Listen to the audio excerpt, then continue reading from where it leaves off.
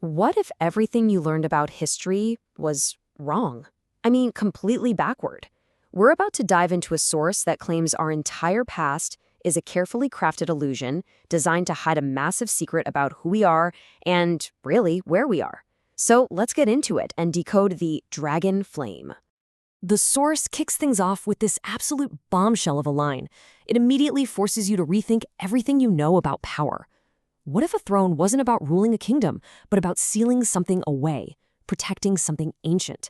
This one idea? Well, it's the key that unlocks this entire wild story. So, if it's a seal, what in the world was it sealing? Well, according to this text, certain royal bloodlines weren't just political dynasties. Not at all. They were, get this, coded vessels. Think of them as living libraries, carrying ancient memories, specific frequencies, and even divine law right there in their DNA. Their whole purpose wasn't about land or armies. It was cosmic. And the source doesn't just talk in generalities. It names names. You've got the Stuarts, who were apparently the last flame-bearing kings, the Plantagenets, called the Dragon Kings, who supposedly held maps to other worlds. Then there are the Kassites, who were said to have guarded star knowledge from before the Great Flood. And of course, the Merovingians. Each one of these lines, it's claimed, carried a piece of this ancient dragon flame, this star code. Okay, so that begs a pretty big question, right?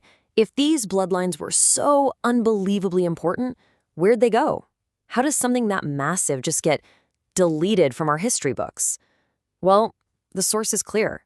This was no accident. It was a deliberate, systematic, and ruthless erasure. Let's just take the Stuarts as an example. Your history book will tell you they lost the throne for political and religious reasons. Simple enough. But this text, it claims the real reason they were overthrown was to snuff out their divine coded bloodline for good. It completely reframes a political war into a spiritual one, a battle over sacred knowledge itself.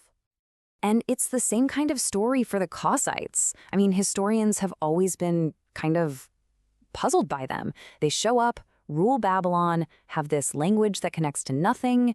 It's a mystery. The source offers a radical answer. They came from east of Eden, and their strange language, it wasn't for talking to people, it was for talking to the stars. Their entire system of rule was supposedly based on frequency and resonance, not on brute force. And this is where it gets really personal and really tragic. The source zooms right in on Mary, Queen of Scots. It says she wasn't just another monarch caught in a power struggle.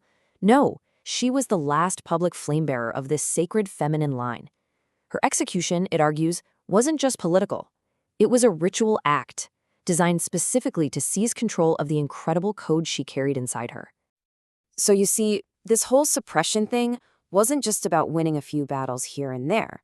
It was a full-on information war, a campaign that spanned generations with one goal: to completely change what humanity believed about itself, its own power, and its true connection to the cosmos. According to the source, there was a 4-step playbook to pull this off.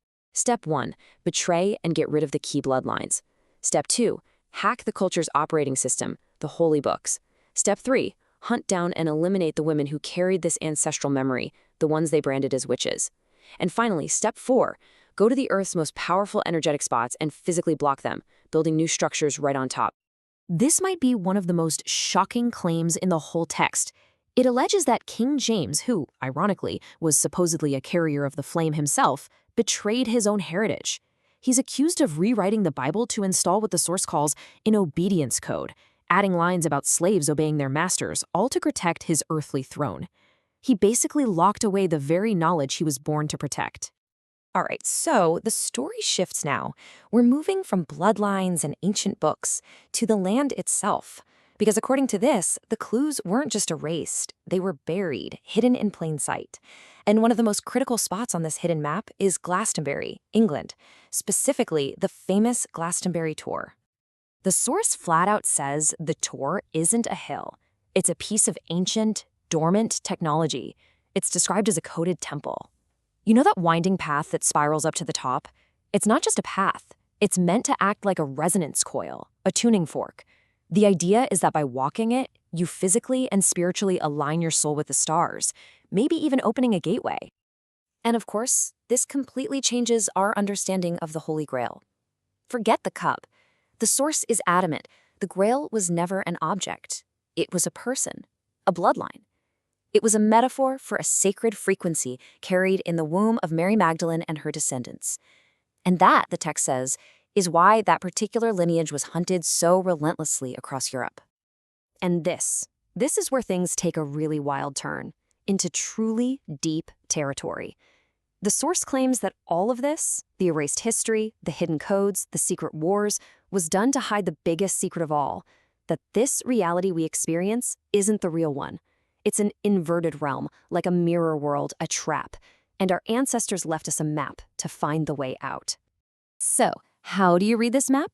Well, the text tells us to look at one of the most common symbols on the planet. It asks us to see the cross, not as a religious icon of suffering, but as something else entirely. A diagram, a map of the stars.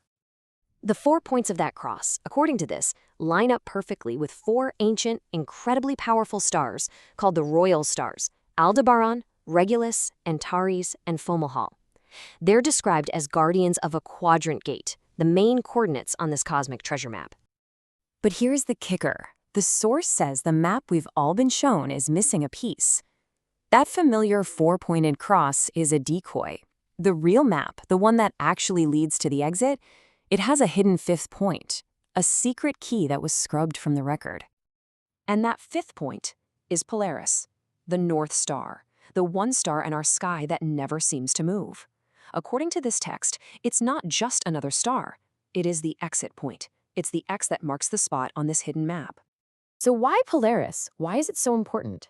Because it's a still point. It's the anchor that holds the very axis of our rotating world. The source says that ancient megalithic sites all over the world were built to align with it, that it's a kind of cosmic lighthouse. And piercing the false grid, then, isn't about flying off in a spaceship. It's an internal shift. It's about aligning your own consciousness with that still, quiet center point, which allows you to finally see past the illusion.